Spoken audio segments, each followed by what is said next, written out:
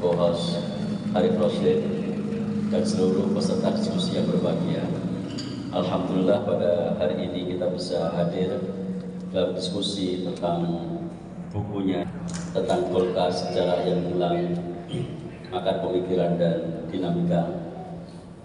Ini menjadi relevan saat terakhir ini Ketua Umum seringkali membicarakan tentang sejarah Partai Golkar.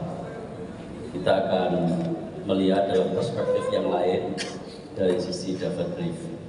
Tapi sebelumnya kami ingin informasikan terlebih dahulu bahwa Partai Golkar saat ini juga merasa bagian tak terpisahkan dari warga Sumatera Barat, Aceh, dan Sumatera Utara yang saat ini lagi terkena bencana.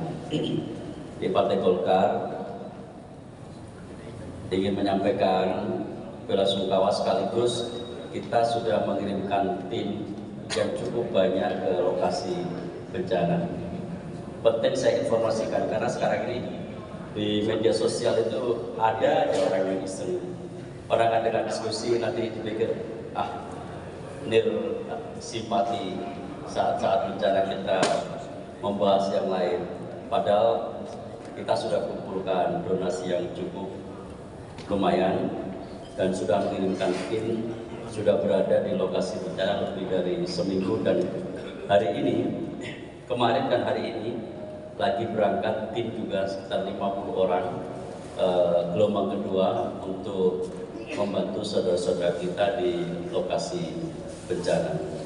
Bahkan ada di media sosial waktu kita umumkan tahap pertama kita kirim bantuan 3 miliar, ada aja yang bilang 3 miliar aja diumumkan, sementara padahal itu baru tahap pertama, dan kemudian gelombang berikutnya kita kirimkan bantuan dari DPP Partai Golkar, dan semua anggota fraksi di lokasi-lokasi bencana sudah bergerak. Kita instruksikan DPD di lokasi bencana dan di sekitar lokasi bencana kita instruksikan sebagai posko penanggulangan bencana, sekaligus juga tempat untuk memobilisasi bantuan kita ke daerah-daerah yang terdampak.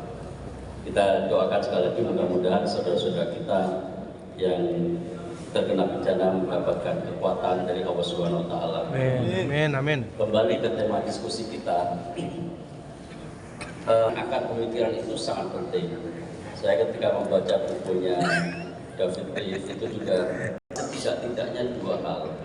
Pertama, alasan mengapa Partai Golkar itu harus lahir. Yang kedua, tentu saja mengetahui 2 hal ini sangat penting.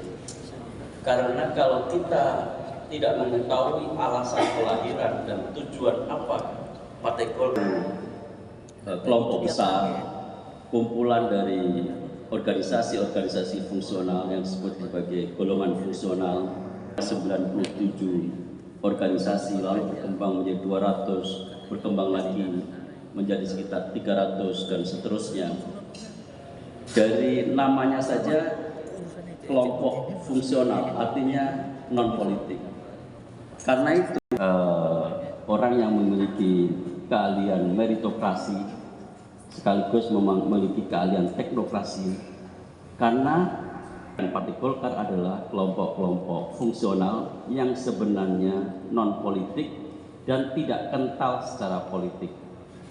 Kan itu kalau sekarang di Golkar ada saja itu sebenarnya mungkin pertama dia tidak mengetahui sejarah Partai Golkar, yang kedua bisa saja dia sudah mengalami disorientasi.